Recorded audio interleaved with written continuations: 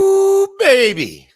Oh, yes. Tonight we are in the college fantasy football streets doing a mock. It is week 0 in 6 days. We'll have college football every Saturday until the new year.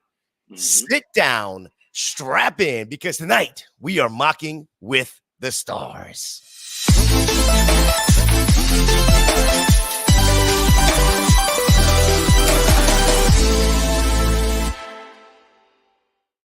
Welcome back to Mocking with the Stars here on Club Fantasy FFL. Your co-host, Chris Battistel, at FFChrisB over there on Twitter. And, of course, you can hit me up at FantasyJ77 on Twitter.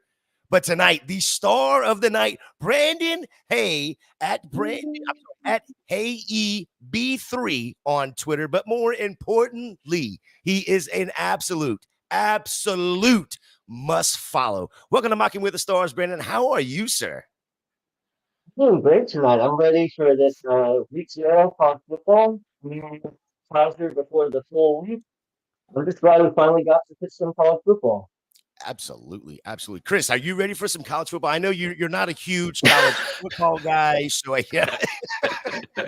Me? No, not at all, man. I don't know what we're doing. I thought we were drafting college baseball, to be honest. But all jokes aside, I'm excited to dive into college fantasy football, get into a mock here, and kind of expose maybe some people who have never either experienced or don't know what a college football draft looks like, to get them kind of into college fantasy football. So, I mean, let's get to cracking. Let's break some eggs, brother. Let's break some eggs. Well, Chris, I want to ask you a quick question because, I'm not that big into – I love college football. I was just going to say, why don't you say you're wearing a Gator hat? Right. No. I'm a huge college football fan, just not a fantasy football when it comes to college.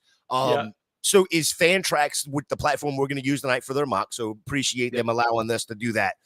Is that like one of the only sites that we can do college fantasy football on?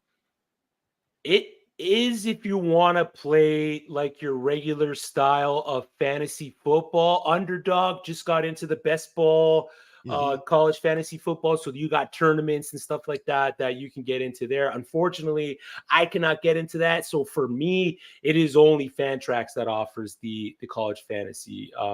Underdog's just not allowed where I live, man. I got you there. Yeah, we just fired up the draft. Looks like, unfortunately, it wouldn't let me get out, so I am drafting tonight. I'm drafting. So I am. I could have to be a part of it. I'm going to draft from the 5 spot. Brandon, you're drafting from the 3 spot. And Chris, you ended up on the wheel back there at the 10. Again, this is a 10-man league. It is, correct me if I'm wrong, Superflex PPR. Yeah, Superflex PPR, 6-point passing TD. Okay, and we're doing 16 rounds. Is that right? 14 rounds. Yeah, we'll do 14 rounds. Keep it light. Yeah, we don't want to be too intimidating for anyone that hasn't drafted any kind of college fantasy yet. Usually you're looking at a, best ball 30 to 35 rounder. You're really diving into the weeds of production there.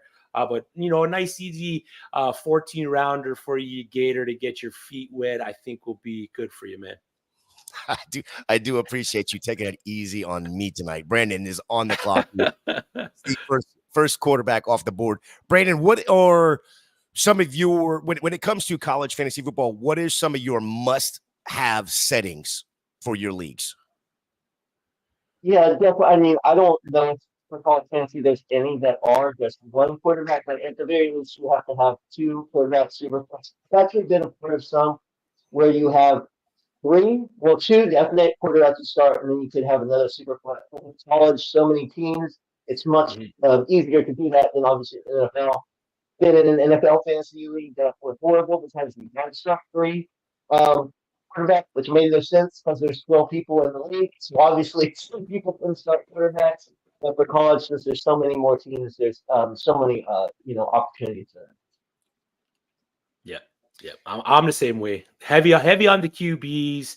Play with all 134. If you don't want to, if you want to cycle it down to a couple of the Power 4 schools with Fantrax, they make it really customizable for you. You can go all Sun Belt, You can go all AAC, all SEC. It's really up to you and how you want to structure your leagues. I think truly it's the best when you include all the teams because, especially with college fantasy, for the people who don't know, there obviously are some players at the big name schools, LSU, Ohio State, that are good players, but a lot of times the best, fantasy players are from the smaller schools. I love to get players on MAC schools so you can experience some of the action during the week. On Tuesday, Wednesday, everything. Watching some teams that aren't very good, but they're going to put up 40 points apiece. It's exciting I think it helps you for regular NFL fantasy because some of these players you wouldn't necessarily know until the draft come around. And some of these smaller school players, you kind of see them ahead of time, and it definitely helps you get started on your rookie drafts and even just redraft, knowing who some of these players are. Yep, absolutely. Well, you got preseason, I guess, is pretty much over at this point since we have week 0 starting this week. But what was your biggest takeaway from college football camps this year? Injuries. Injuries have been injuries. Some of the starters that were named just today, the Boise State situation, San Diego State situation. I can see Brandon just shaking his head a little bit there. Are you shaking your head because of Malachi Nelson? Is it the Boise State situation? Lord, because I had to imagine for him to pick the school he did, you have to have a good feeling he was a good starter. So, I mean, I think that's pretty concerning for him. Obviously he was one of the top quarterbacks in his class. Everyone loved. I thought he was going to stay at USC and just pick up where Caleb left off. Obviously, they didn't. He had some. He had an injury. His senior year and one of his freshman year during spring camp. But I thought he was a job. So I've got to wonder, if he goes in for a game, what's your kind of opinion on him and his future? I think he's a burnt asset now as it is. I mean, he transferred from USC to go to Boise State, and we all projected him to be the starter. But for him to lose out to Madsen this year, I'm kind of just gonna move off the asset and let someone else deal with that kind of situation. I loved him in his true freshman year. I own a lot of Malachi Nelson. It's kind of burned me now because of the whole situation. But that's the thing with sorry, I got to make my pick here. Yep. That's the thing. Go ahead. No, I was gonna bring it up that the redshirt sophomore just beat out a 5-star, a former 5-star, transfer. It's not a good look for him. Yeah, it's not a good look for him. Not a good look at all. No. So, and that's the thing. Like for me, at least, investing in C2C quarterbacks, Devy quarterbacks early, especially true freshmen, the amount that these guys miss is much, much greater than the amount that these guys hit. So I just kind of I've pivoted my strategy over the past couple of years to try to move away from drafting these early true freshman quarterbacks. As sexy of a player as DJ Lagway is, I try not to overexpose myself with these younger quarterbacks. You will not come on these Club Fantasy FFL airways. No DJ Lagway. I mean, that's like coming on here with Josh Hudson and just talking bad about either DJ Moore or not acceptable, Chris. What in the world? Thinking Canadian. Sorry. What are you doing? Well, it's him and Raiola, really. Like those are the two polarizing true freshman quarterbacks right now that I've seen go in the top end of C2C supplemental drafts. Has Raiola? Have they officially said Raiola is the starter? I haven't seen anything yet. I can't see a situation where he commits to Nebraska and not being the starter year one. Yeah, so what I've seen from camps and everything, he looks like good and everything. See, when he committed to Nebraska, I was worried. Yeah. Yep. if he'd have supporting cast and everything. But on the other side, I mean, he's going to play for 3 years. I mean, he's probably going to put up huge numbers because he's going to need to, you know. So that will only help him out. And because his supporting cast won't be as great, I don't know if he'll get this kind of slander that Williams sort of got, you know, you see, especially this last year, where everyone expected him to have to be perfect and everything. Obviously, the USC team is not perfect. And, you know, maybe it must be a little forgiving for him there in Nebraska. And Nebraska's supposed to make a bowl game, so that the expectation not nearly as high if we want to let him go there somewhere else. Yeah. Who you going with, Gator? You're on the clock, brother. You went with Dylan Gabriel in the first Jackson Dart Ole Miss. So, I mean, again, I don't play very much college. In fact, the one C2C league I am in, I had to go and recruit a Chris Battistel over there at FF Chris B on Twitter to become my co-manager to take over my college side because my college side was really, really hurting. And it's not hurting anymore. It's not hurting anymore. It's actually looking pretty good. So, yeah, with the 6-point passing TD, doubling up with Dylan Gabriel and Jackson Dart is not a bad strategy at all in a super flex league, man. No, and when I'm sitting here looking at this board, the way it's rolled out here through the first round and a half, you've got myself and then the team 6 here, C football are the only 2 teams that have taken multiple quarterbacks. There's still Brandon's got a chance to do it as well, but the only 2 teams that have taken multiple quarterbacks here in what is a super flex, and I'm kind of treating it a little bit like a normal 32, or 12-man league with the 32 teams of the NFL in a super flex, trying to get those bangers at the quarterback position. Because again, we're looking at 130 some odd teams throughout college football that we have that player pool to come from. And I still think that the quarterback position with a 6-point passing is truly a separator of points. Yep. I agree with that. And I think even more than the NFL in college, there's much more rushing capability for the quarterbacks. They allow them to run more. So if you get, a Jackson Dart is definitely one that, he runs quite a bit. Jalen Milroe will also do that. Salter does that too. That's even a bigger advantage. But I will say, unlike NFL, you don't necessarily, you can still build a team without, getting the quarterback so early. Like we said, since there's 134 teams, you can kind of look at that. But sure, I pick DJ Giddens. I'm really big with him. I love him at Kansas State. I'm really actually talked to Gator, when we were in Orlando for the Fish Bowl. We're at Gators outside, and he asked me about a player. I said DJ Gators, and I think he did great last year. He's going to be the starter again. And with Jackson, I think that they can open up even more running lanes because they have a young quarterback that should be able to run the ball pretty well. Yep. Yeah. Go ahead, Gator. No, go ahead, Chris.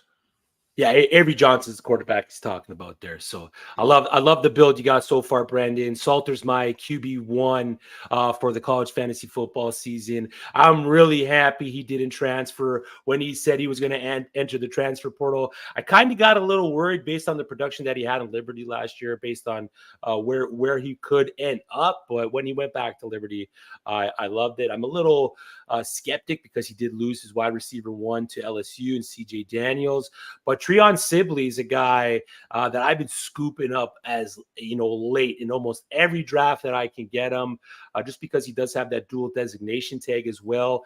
If he's lined up all over the field, which early reports are saying that Sibley is going to be used all over the field at Liberty, the late round value I've been able to scoop up on him has been terrific. And then my favorite wide receiver in the class outside of the big boys, Ricky White. The way to my heart, and that's with Ricky White, man. Well, Chris, yeah, go ahead, Brandon. Go ahead. Oh, go ahead, Gator. I was just going to say, Chris, after you make your 3-10 and your 4-1 pick here, because you know the names a lot better than I do, will you run through the draft board through at least the first 3 rounds? That will. No, that man, way I want to test you you. can, I want to see. I want to see you do it. you don't want to do that. Yeah, I got you, brother. No We problem. will be getting DMs from ADs, and there will be some FBI's and some CIA's involved. A bunch of alphabets. Yeah, of course. I got you, brother. No problem. Just going to put some of these guys here that picked yet on auto.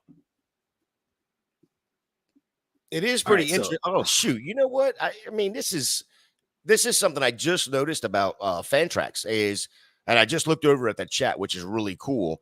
It actually drops the picks into the chat as they are picked. Yeah, that's a very cool. I will say Fantrax has come far. Even just a couple years ago, they have really improved the draft settings and everything. It's a lot better. Still,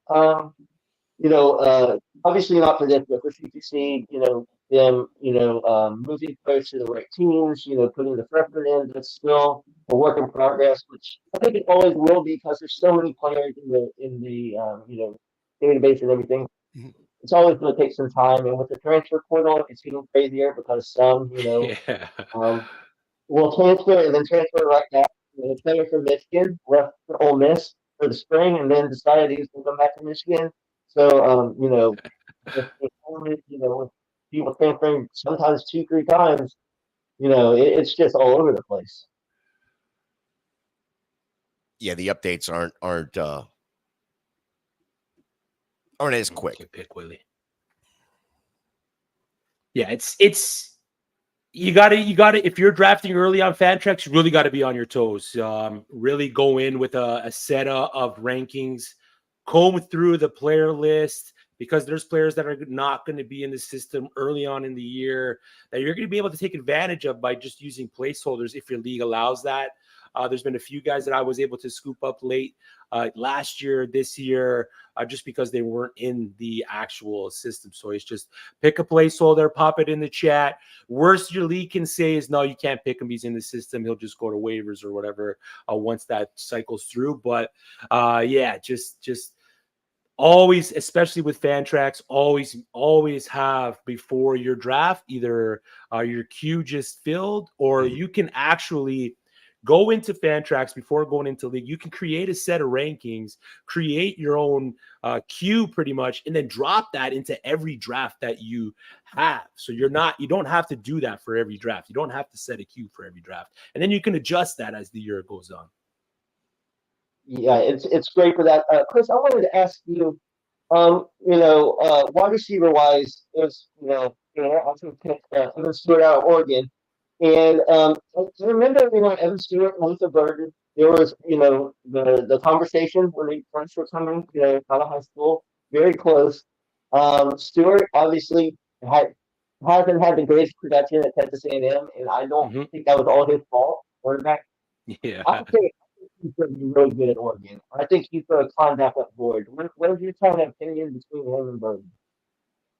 Yeah, for me, when I ranked them, I was on the fence. I have them both beside each other. I have Stewart one spot above Tez, and it's only because I'm not fully sure who's going to be the wide receiver one for college fantasy purposes. C2C, Devi, I'm probably going to lean more towards Evan Stewart just because of the player that he is. Like you mentioned, Texas A&M wasn't great for him. The quarterback play wasn't always there for him. Weigman getting hurt last year. There was some issues with him coming out of high school. We know that there was the issues with Texas A&M, which is why we saw Chris Marshall leave that program, who's now with Boise State. So I'm hoping that him going to that Dan Lanning offense, he can strictly focus on what's most important for him in his career right now, and that's football. Teaming up with Dylan Gabriel there. I'm expecting personally Evan Stewart to be the guy for Oregon over Tez Johnson, but I'm projecting it to be really, really close. I'm not projecting a big gap in production from either of them because the offense and the quarterback can support 2 stud wide receivers. Man, you agree? I do. And I think it's interesting between Burton and Stewart. I think Stewart's more polished route runner, and I think that will make the translation to NFL easier. Burton's really give him the ball. You know, Yeah. he's amazing in space and everything, and he's great. We've seen some of those players that are kind of like that. The NFL, they still got high, but they just have not been able to find their footing, in the NFL. So, not to say that Bird will do that. I just think some of the players that are more polished in the route running, like Chris Olave. I know a lot of people are down on him when he came back for his senior season. I was always like, I think he's going to be in the NFL, but he does a lot of things that NFL teams want wide receivers to do. Yeah. And for me with Burden, it was really the coaching staff's adjustment from his year one, where he was primarily a wide receiver, and then moving him to primarily a slot wide receiver last year is where we really saw a huge jump in his production come from. Because as a Luther Burden fan and a Luther Burden manager, like I own a few shares of Luther Burden, seeing that freshman year, we were just like, okay, like, is he the guy that we were expecting him to be? And then going into last year, it was like, okay, I'm kind of walking myself off the edge, just seeing the production and the usage in that offense, because he's Missouri's offense. And I'll take either or at this point, man. So if you're an NFL dynasty player, you're going to want to make sure that you have a good amount of top end 2025 picks, because the quarterback class may not be that sexy going into next year, but the wide receivers and running back in next year's class is stout, man. Yeah, definitely. I agree. Speaking of running backs, I want to get your opinion on the Ohio State field. I mean, I love Trayvon Henderson. Obviously, he came back. Very shocked that he There came goes back. Quinshon. Yeah, and he just went. So I do wonder. They brought in Chip Kelly as offense coordinator. I just wonder, can they do so much from Ryan Day's passing, pass to this crazy run? Can, can they really do that? I'm really interested to see that, because I would think that's going to be their best way. Will Howard, I don't think he's a great passer, but he's definitely that full threat from back and forth that can do those kind of things. So I think they're going to try to do that. And then Ryan Day always switches out now. That toughness he's trying to instill. So maybe this is his way to do it. What do you kind of think about that backfield? And do you think those running backs could be like, you know, first round picks, or do you think they might fall into the second? Rookie draft wise or NFL draft wise? Oh, yeah, or the NFL draft wise, because I think rookie draft wise they would definitely. Yeah. I mean, NFL draft wise, with the current forecast, the situation of how running backs are valued in the NFL, it's going to be hard to say that they'll be being picked in the first round. I could see either or of them. They're very talented dudes. Make a case for themselves this year to be picked in the first round, because I think with Chip Kelly going to Ohio State, he went there knowing like he wasn't going to go to Ohio State being second or third fiddle calling plays behind Ryan Day. He went there because he knew that he was going to be a focal point of calling plays for. I don't really want to make this pick, but I'm a little under the wire. I went with I'm not a big Tommy Edwards guy. I mean, he's got a pathway to production this year. It's just a tough pick for me to make. But yeah, going back to Ohio State's backfield, with Will Howard being a rusher as well. You mentioned he's not the greatest passer. He doesn't really need to be with those wide receivers that they got: Jeremiah Smith, Mika Egbuka, Carnell Tate the 3, Brandon Innes the 4. I'm expecting Travion Henderson in PPR leagues to be the leader in the room. And then if you're going more like half PPR, if you are in a kind of a standard league, I could see Quinshon Judkins being the guy. But I think you're going to get both you're going to get Travion Henderson at a better value than Quinshon Judkins. We've seen Quinshon Judkins go first here. We've usually seen Quinshon Judkins go before Travion Henderson in CFF drafts. But so I'll always bypass Quinshawn and take the value with Travion. I agree. I think Travion could be realized similar to in the NFL with senior gigs. You know, you're going to have another back, but you know, he can still, you know, like what they said, he can. I mean, that's not like what you wanted to do. Like you're not getting that. But you know, just getting the ball in space. Same with Travion. The problem with Travion is, you know, he's had injuries and those sort of things. So this might be great for him this year. You know, not having to carry the load and the Tokens, you know, being there is still, I would assume, you know, still going to get, you know, upwards of 15 touches a game, you know, as long as they're not beating someone by 42 points. Yeah, it's going to be 15 electric touches too. Yeah, I was kind of upset that he didn't come out this year because, at least to me, I think if he comes out, he's the RB1. He gets the draft capital he wants if he comes out this year. Next year, the running back class, if everyone goes to the NFL, has the potential to be so loaded, and he could get kind of lost in the mix of the players that are coming out. If he comes out this year, he's solidified RB1. He's a mid to back end rookie first rounder in NFL rookie drafts. I didn't understand the move even because we knew Quinshon Judkins was going there before Travion made his decision, right? So once we knew Quinshon was going there, I was all right. We're getting Travion Henderson in the NFL, and then he went back, and I was just so put back by it. But I think I've come around. I would position myself pretty well in rookie drafts, like thinking, all right, I need a running back. I'm gonna get in. Don't have to have a 4 pick. You know, I can get in the middle, I can get it, and then when I'm getting, I was like, well, I guess I'm not going to run back. No. the NIL money might be a catch that they don't, you know, we're not used to seeing, right? These players now are being able to be able to collect a couple $1 million to hang out at school now. I mean, and too, especially with Ohio State, they have to beat Michigan. They have to win that game. You see, they're pushing all their cards on the table, throwing all the money out there. Not to say that they weren't throwing money before, but they made sure, you know, they got everything that they needed. So I mean, you know, the pressure wasn't on Ryan Day before. It definitely is with all the talent he has on his team now. Yeah, it's the best team that Ryan Day, I think, ever had as a whole team. Defense, offense, everything all together. So I mean, if he doesn't take the team to where, I mean, if he doesn't take it to the college football playoff, the finals, if he's not competing for the Natty, then the born on third base statement was completely true.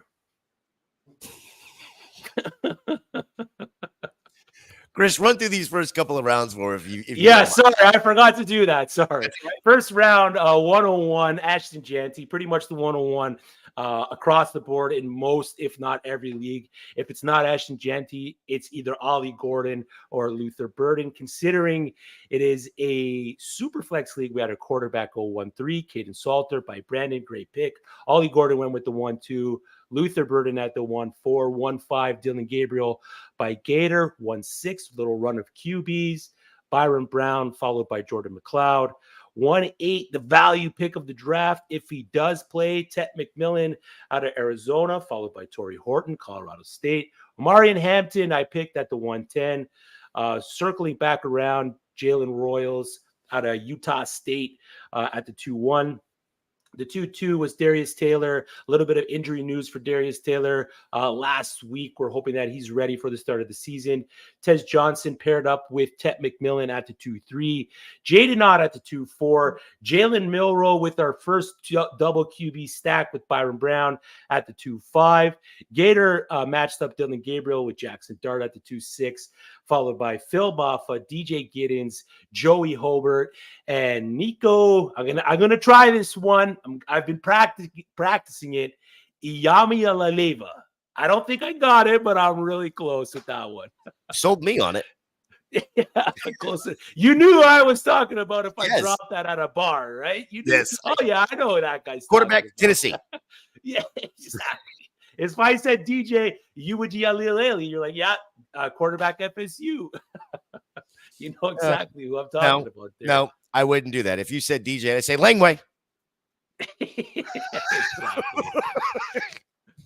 All right, I gotta make some picks, and I'll get back to. You are on the clock here. While he's on the clock, what's the difference, Brandon, between drafting college, fantasy, and the NFL outside of just the bigger player pool that's in college? So I think another thing is in college, like it's more wide open, the higher scoring. So, like in the NFL, like you might not want like the third receiver, isn't always going to work out for a team. But in college, very well with high flying offenses, all three receivers can a touchdown. But in the NFL, you see that all the time.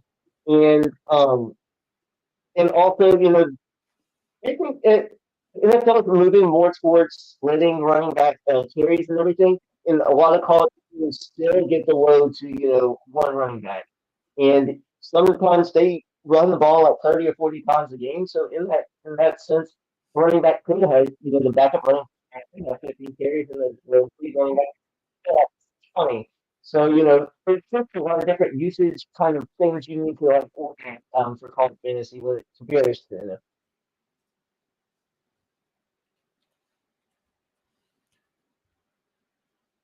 Chris, I guess very similar question here, but how do you manage the larger player pool when it comes to fantasy? College fantasy. How so? What do you mean by that? Is there a like teams that you look at or offensive schemes that you look at, that sort of thing? They're like, yes, I want players from that, kind of like what we do with the NFL when we see these offensive coordinators and types of things. But then you're looking at very much like Brandon said here, that number 3 wide receiver, which, in the NFL, we'd be like, yeah, we don't want nothing to do with that. In college, we want as many of those guys as we can get because you never know. Yeah. Scheme, schedule, historical data plays a lot into the college fantasy football game. Quite frankly, scheme weighs heavily into when I'm ranking players that are in certain situations. Like if I'm stuck between two guys that I like and I got them in the same spot, say Jeremy Bernard's in a better scheme than Kyron Lacy. That's just the two guys I'm looking at there. I got to put Jeremy Bernard ahead of Kyron Lacy because with that scheme, the potential for fantasy production is going to be greater than if Kyron Lacy's, the wide receiver 1 on a team that maybe doesn't pass the outside wide receiver a whole lot. With the college football game, the age-old saying of a leopard doesn't change his spots holds true so much because these guys will change from program to program and bring their philosophies with them. You don't want to overinvest. Gator, I hate to beat this drum, but you don't want to overinvest in Florida Gators running backs because of the amount of rotation that they run out of their backfield. So you're not going to invest high draft capital in a running back out of Florida because of the historical data and what the scheme and the coaching staff likes to do with their running backs. They're going to run a combo of guys. That's why Trevor Etienne, decent running back, good running back. Georgia now, love him at Georgia, didn't love him at Florida because they just didn't want to give him the opportunity to be the guy. That's just not what they want to do. So when I'm dealing with the bigger player pools, especially if I'm fading a position like I did at quarterback and quite possibly tight end here, it's going to come down to a lot of scheme. Yeah, I mean, it sucks but it's the absolute truth. I mean, we saw what a couple years ago with Dameon Pierce, just not used properly. Then he gets to the NFL, has a very good, rookie year. Yep. He's not I guess he's not the greatest NFL player, of course, but he was used completely wrong. And then of course we saw it last year again with Trevor Etienne. And as bad as it is for him to transfer, it sucks even more that he transferred to the piece of crap that's up the road. But good luck to him. I guess I won't. Crazy. I'm not going to have any of him on any of my fantasy teams, so he can fine, whatever. I think it's so interesting with the transfer portal and NIL. Like rivalries don't, or like schools you hate, you should hate where you're at. It doesn't matter anymore. Like you go into Florida and Georgia, all that kind of things. Players from Auburn have gone to Alabama, players from Michigan to Ohio State, vice versa. Amon-Ra St coach, the running back coach went over to Michigan this year. Before that was unheard of, but now it's kind of like it's a business. There's not those deep ties anymore to schools, which does suck because I think in college football for me that was one of the biggest things I learned. That the passion and everything. Not to say that teams don't have that anymore. It's just so different, in schools. Yeah, it's the realignment, like you said, the transfer portal, the nil deals.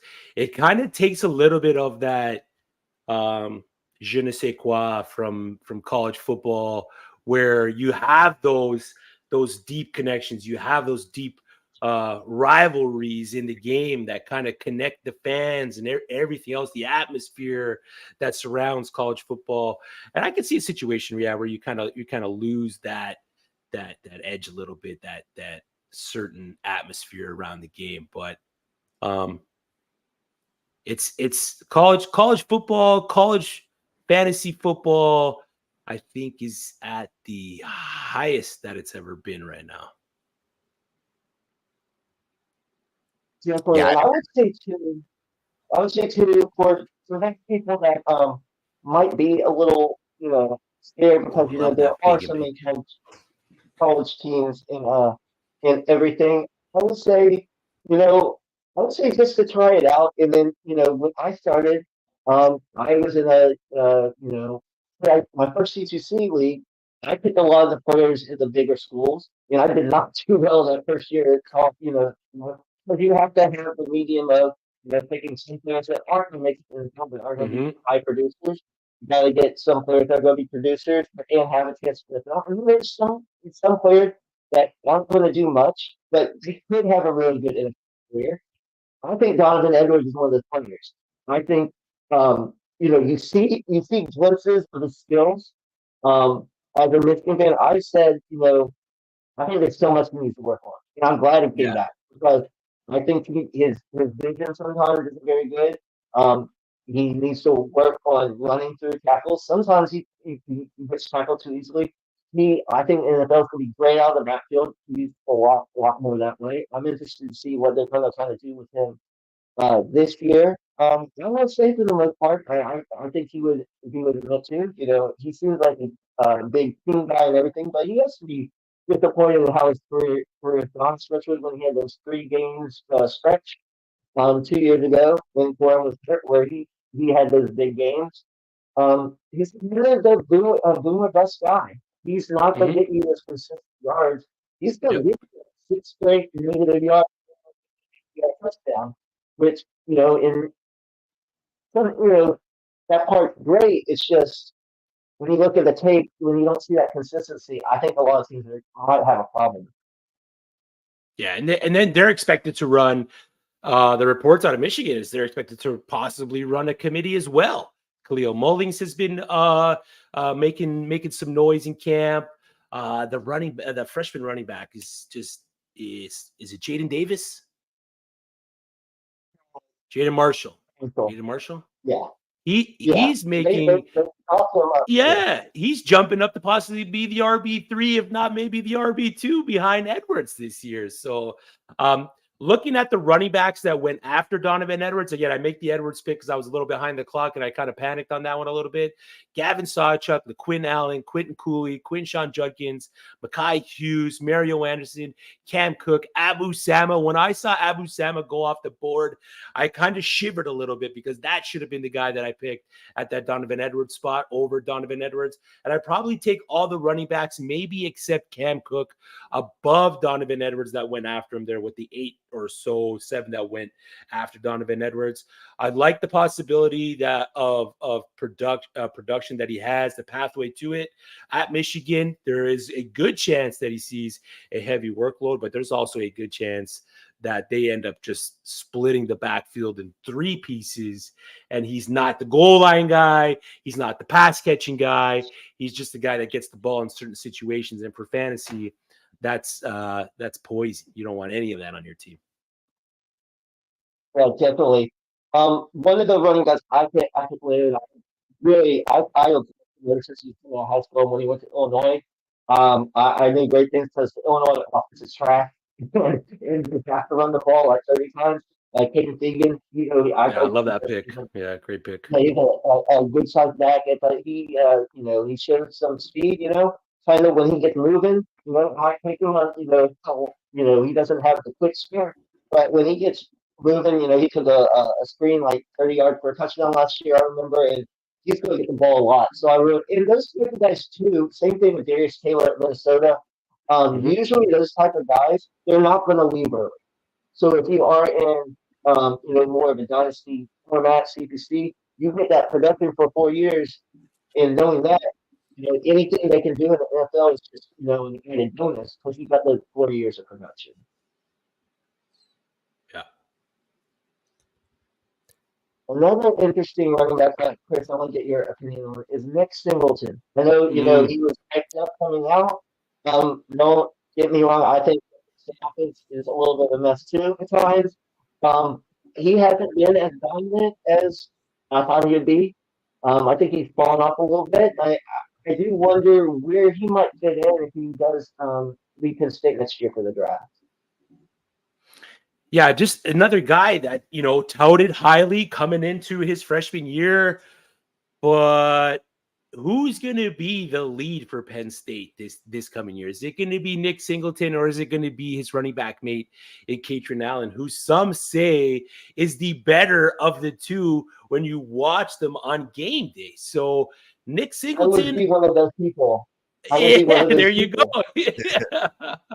So it's just like, again, these high-profile guys that come in. We're hoping that he turns it around this year, at least for your C2C or Debbie shares, because I know a lot of people are going to have Debbie or high-valued C2C shares of Nick Singleton. But give me the value on Katron Allen, man, because Nick Singleton's going to be the running back that's going to go first out of that backfield. And quite frankly, I think I might be even taking Quentin Martin ahead of Nick Singleton in startup C2Cs, or maybe even Debbie drafts at this point, considering what we've seen out of Nick Singleton and what we haven't seen out of Quentin Martin yet, at least at the next level. I might take a little bit of the unknown over the known at this point. I totally agree with that. And I think they're a type of team too. They split up some of those running back carries. Some of these teams do that. Some of them don't. Like Michigan's a team that does that. Penn State. Even to an extent, let's Georgia have like a really, running back. They split up, the carries there as well. To an extent, Alabama as well. A lot of those teams do that. So that's the kind of thing you kind of gotta. You hope you're guessing right when who's going to be the lead back. Who really knows, going the season, because another thing, different than NFL is these are called kids. So if you don't know what's going through their minds, getting acclimated to school, maybe they're having trouble with classes, other type of things, you never really know. So there's so many more variables that you kind of have to look at and just kind of be okay with, if you mix like with CCC, Debbie, CFS, you're going to swing and miss. I've done it winning. You just gotta try to get enough players where you have that high upside where, say you have four of them, if one of them hits, you're like, okay, who's going to hit? You just got to keep on trying to get those guys. And sometimes better to go for the high ceiling than the safe pick, because the safe pick, you're not going to get that much from the NFL side. Yeah. Exactly. And then if you look at his production coming from his freshman year to last year, 6.3 yards per attempt in 2022. Last year, 4.3. So he's losing almost 2 yards per touch, which isn't great when you're considering how high value Nick Singleton was when he came in to the college football landscape. Yards after contact, 2022, 4.19, 2023, 2.79. So a lot of his stuff just being cut in half. And you don't want to see that from a player who's getting older, finding his legs in his program, being able to be in a college football weight room and seeing his production just drop off significantly, both in those categories where yards per attempt is just producing fantasy points and yards after contact is producing fantasy points after the first point of contact, and seeing those numbers decline after his freshman year is just scary stuff for me. So just again, I'm not going to touch Nick Singleton too much. I'm going to go after Katron Allen, and if I'm in the Debbie or C2C league, I'm going after Quentin Martin. Well, I'm super glad I didn't put him on my team now, because I was damn sure debating about him because of all the hype from last year. So I was like, but why is he falling? There's got to be a reason he's falling. There's got to be a reason. So I was, okay. Yeah, I love the Barksdale pick though, Gator. Yeah, you like that? I see a little. I like that Barksdale pick. A little sneaky. I got a couple of as they would say in the biz. I got a couple of my guys. Setting up right here. I had to do a little research to find out who was going to be my guys, and it took me about an hour to find out that Barksdale was definitely my kind of guy. I like him. I like him a lot. I like that pick. I think I'll have one more that I'll be able to get in. Roberts was on my list as well, so. I got one more guy. Easy Bob is staying with me, brother. Guys, I'll be honest. This has been an absolute blast. I have learned a ton. One of the strategies that I had in my head coming in, Brandon shot down pretty early. With the if you plan on trying to win, don't go all power four, I guess now schools. Stay away from, just dominating the power fours, because that doesn't work.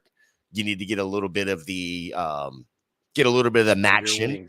Get some Tuesday night football on you, that kind of a thing. So I've enjoyed that. How about this one right here? Ooh, BB. I like that pick. A freshman. He was going to be a sophomore this year. Didn't get a ton of run last year, but when he got the run, last year, he did damage. Yep. I'm expecting decent things from BB this year at UAB. I'm expecting UAB. I mean, I went with Amari Thomas there at 13-10. I mean, I'm expecting that offense as a whole to put up a lot of points, throw the ball a ton. Zeno there at quarterback with Amari Thomas. So if there's three pieces that I want from that offense, it's Zeno, BB, and probably Amari Thomas, man.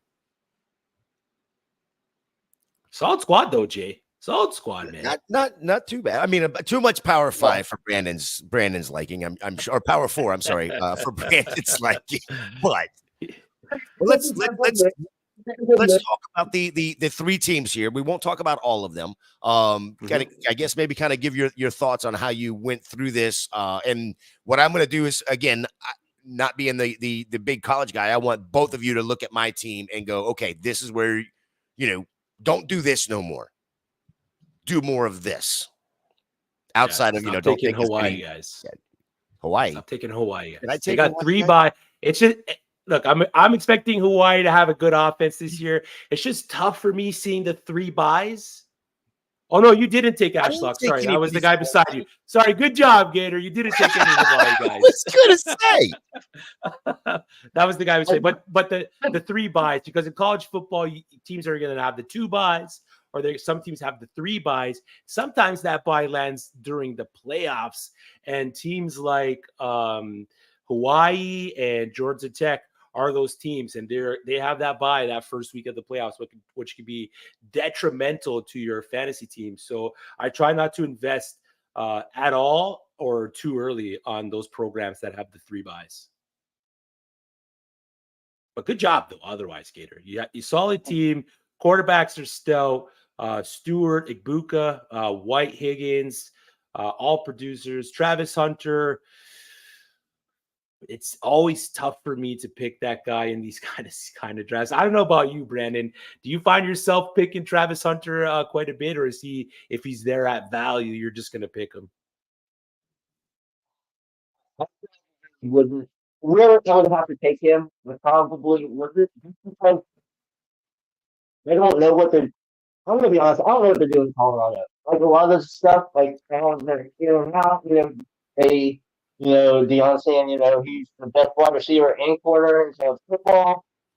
So like, but they can't keep on playing on both sides of the ball as much as they tried to last year. It wore them down, and I don't really know which side he would be better at, because he's good at both. So you can let him focus on one. And I know a lot of people are hoping that he sits on this, but I really don't. I really don't know. I mean, look at him as a good receiver, so I think they might need him for defense more. But I mean, if he truly wants to make the big plays and play with Shador and everything, yeah, that's just a rough one for me. But that pick before that, Gadsden, at Syracuse, I think that's another like cheat code because he's really a wide receiver playing type or Yeah. So I mean, if it's cheat code in college, there are some players like that. I think that's going to be really good. And I'll be honest, I don't think Kyle McCord was as bad as Ohio State fans want to say he was last year because he just didn't meet expectations of of Stroud, Justin Fields, before that Haskins. I think at a place like Syracuse, expectations are going to be low, and I think the expectations just got too much for him. And I think he thought too much because he had damn Marvin Harrison Jr.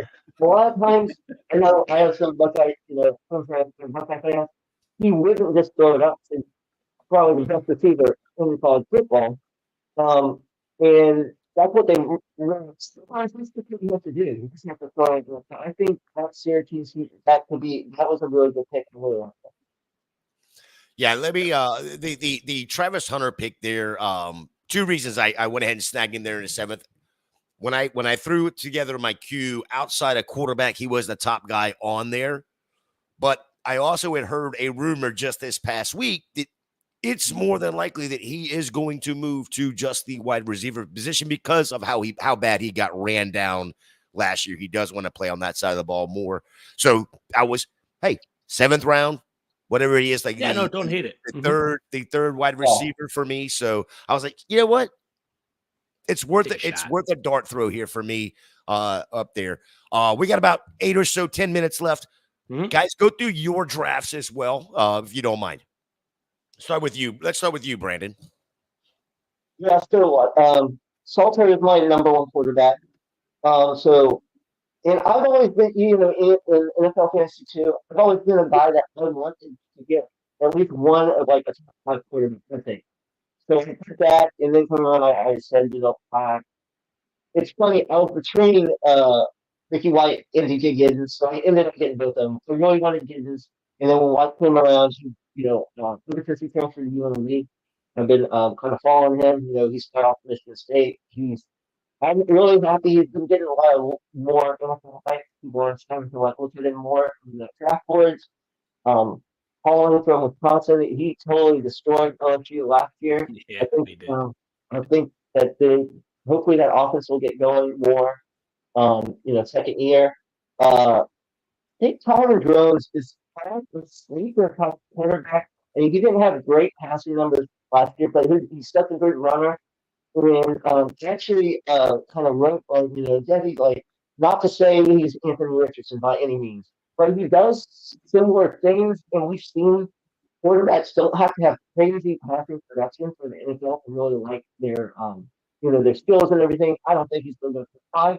I could see him coming up into a game two pick if he puts together another solid year. Deion Burks is another guy that I think could have a huge year. He's been out of Purdue. A lot of issues there. I was thrilled to get Travion Henderson, my place in the seventh round. Um, Always got to go with Iowa tight ends. That's the only offensive piece that we've seen to produce other than linemen. I talked about Fegan before. Hudson will probably be a big part at UCF and Steiner. After kind of a slow start, from LSU to Cincinnati, kind of picked it up. I expect him to really, help lead that offense. So I really like getting him there late. Yeah, solid squad from top to bottom there with the QBs, wide receivers that you ended up with, the running backs you ended up with late there, Fegan and Kiner. Fegan's workload projected there could be massive, and then Kiner at Cincinnati is just one of those really sleepers at the position that could come out and push to be a running back too. So solid draft, man. Solid draft there. For me, started Marion Hampton out of North Carolina, followed that up with Jalen Royals, Utah State, both volume guys, expecting Hampton to get a ton of volume there at North Carolina. Jordan James, I think I got at a good value there at 310, considering Bucky Irving's gone, what that offense likes to do with their running backs at Oregon. Ishmael Mahdi is probably the one guy. My next two picks in Mahdi and Edwards are probably the two that scare me the most out of this whole team. Mahdi with McLeod going there could potentially take away a little bit of his production on the ground, but considering I got him there in the fourth round as the RB, I think he's sitting at 13. I kind of don't hate it. I'll scoop that up as my RB3, and then I've talked about the Edwards pick and how I probably would have taken every running back after him over Donovan Edwards there. Presley, high volume guy there at Oklahoma State. Same with Bond. I'm projecting Bond to be the wide receiver 1 for Texas. What is the wide receiver 1 for Texas, though? That's going to be remain to be seen, because Quinn Ewers just can't get the ball accurately downfield. If Quinn Ewers can take that next step by stretching the ball, by moving the ball downfield, then Isaiah Bond could potentially be a steal of any draft. And then for me, if I miss out on the top quarterbacks and tight ends, I'm just going to push the position down the board, especially in 6-point passing TDs, because the quarterbacks like Chandler Morris and Garrett Nussmeier, who are in programs that could quite possibly push these guys to be top-end quarterback 2s or back-end quarterback 1s, I'm going to scoop that up all the time over maybe some of the back-end rushing quarterbacks. And then Nicholas Harbor, speedster out of South Carolina, tied to the big armed quarterback in Lenore Sellers as my tight end, because he's got that dual designation, the wide receiver and tight end tag on him. I'm going to take that all the time. I think some are projecting him to be the wide receiver 1, let alone the tight end 1 for South Carolina. So I scooped that up. Devin McEwen, sleeper wide receiver mine. I don't know if he's too much of a sleeper anymore, but I keep scooping him up at a value every draft I can, considering the wide receivers that have exited that program. McCowan was named the starter today. They were having a QB battle there. So I'm expecting McEwen to have a healthy amount of targets in his second full year at UTSA. Tootin, another value guy, heavy workload running back. Same with Amari Thomas and Kanye Roberts. I'm chasing workload at this end of the draft. I'm chasing targets. I'm just chasing potential production. If there was one player that maybe surprised, I want to get your take, Brandon, that didn't get drafted in these 14 rounds, considering the injury to the guy ahead of him. We saw Jadon Blue go at 3-1, but Le'Veon Moss was undrafted in this draft, and he's projected to be the running back 1 for Texas A&M. Is he someone that you're investing in college fantasy drafts or C2C drafts at all, Brandon? Yes, he definitely would be. He once was taught very, highly when he was coming out of high school and everything. Yeah, definitely. It is surprising that he ended up not getting picked. I think the ADP hasn't caught up yet. I think the Fantrax ADP hasn't caught up yet. That's the thing. I think that's too. That's why you have to set your cues, because a lot of times you'll miss out on players that you definitely would want. I will say with the quarterback, with you waiting on quarterbacks, definitely love the Nussmeier pick, because there are some people that think he could be, the quarterback, in next year's draft. If you have a good year, and I think I think they're gonna have to pass the ball again this year, because Philly's just struggled to get those defensive players in to LSU to kind of improve that defense. So they're probably gonna have to outscore some players and everything. And we already talked about Donovan Edwards. Same thing with Isaiah Bond. Probably shouldn't have, but I can't quit Jonte Cook. Get him in the 13th round. I love the skill. I got him like everywhere last year. I was shocked he didn't play more. I was shocked, and with 20 years, I don't know. I mean, some games he just did not look good, and maybe some of the nagging injuries and stuff. I don't know, but he just hasn't materialized to that top prospect that everyone was saying he was going to be, and that offense could be crazy if he could just be accurate at the ball. He doesn't even have to be amazing. Just to get the ball to the playmakers on time. It does suck that they have those injuries. You never like to see it. Yeah, I think that's a great question, Chris, because I was going that direction with both of you. Outside of Moss, is there anybody that stands out to you that wasn't drafted in these 14 rounds? I didn't see Jeremiah Smith drafted. I did see Ryan Williams. I didn't see Jeremiah Smith drafted, and he's considered to be in the rotation for a starting role for Ohio State, from what news reports are. Right? It's Emeka Ibuka, Jeremiah Smith, Cardinal Tate right now, right? They're saying he's amazing. Yeah, the fastest player to get rid of his black stripe. It's an Ohio State. He's pretty well. If you just look at wide receivers right now, he's like at least 12 or more down. I think it might be an ADP. He's not pretty far down the line. I think it's just an ADP thing, the rankings on here. That's why, James Smith does a lot of good things, but the rankings, if you go by rankings, you're going to miss out on some good players just because absolutely he's just so far down. Yeah, I was just looking at just because right now what's with Underdog, you got Moss's ADP's at 148 roughly, and I'm not even seeing Smith on here, and I'm already into the 200, so it's brutal. All right, guys, let's get the heck out of here. Don't forget, Monday night, you have us Mocking with the Stars tomorrow. Next week, Chris, is our last episode, and we have the Lindalians on. We might have a kickers only draft? We might have to do some kickers in a draft. Yes.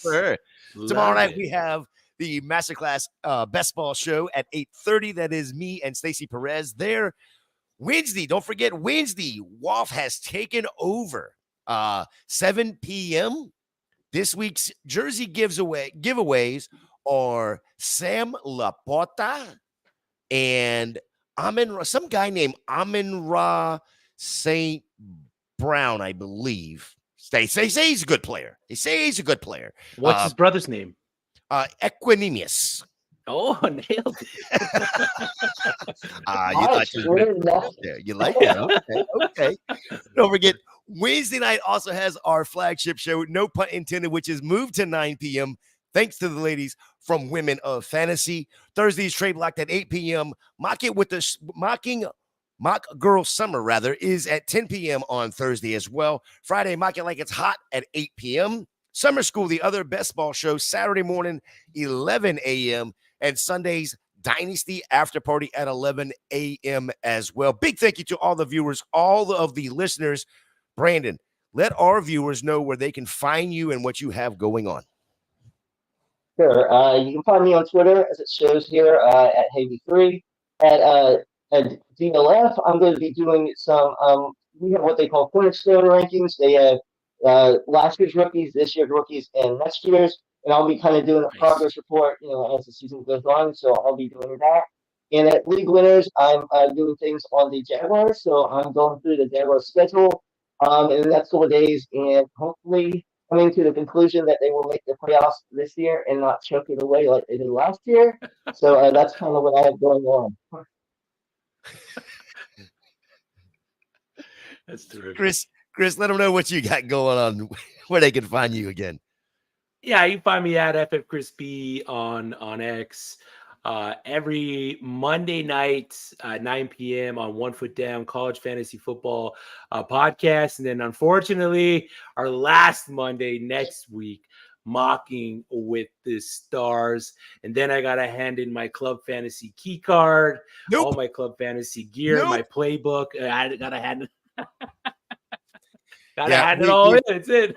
Now, we will find something else. We will find something else. I will get into the kitchen. Guys, I'm terrific at making coffee. If you guys need a coffee maker, I'm your guy. That's right. Yes, you have your own little coffee, little hub over there too. So. I do, a coffee bar. You see, don't forget, if you're not subscribed to Club Fantasy FFL here on YouTube, go ahead and fix that now by clicking that subscribe button. Hit the notifications. That lets you know when we are live. Any of our shows go live. We are on our way to 2,000 subscribers. We can only do that with your help. Make sure you check out clubfantasyffl.com as well. You'll see all of the written work there, rankings, all of that kind of good stuff. Boys, great show. Absolute blast. Thank you, Brandon, for all the insight. I would say thank you to Chris, but I'll tell him, whatever that later. I see him every Monday. I don't get to see you every Monday. Appreciate you guys. Enjoy. Till next week.